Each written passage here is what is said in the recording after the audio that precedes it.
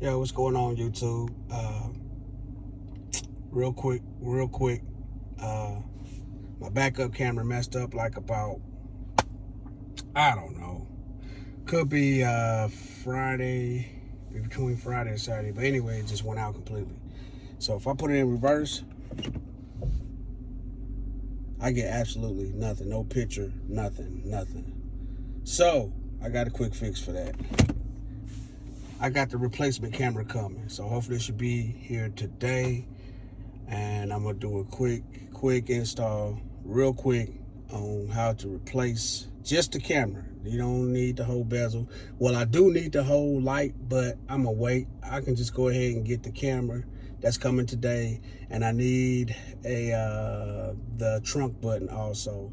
But I'm gonna just do the camera for right now because you need that to back up. If you don't have that backup camera, man, something wrong. So, like, comment, share, subscribe. Look out for the video. Peace.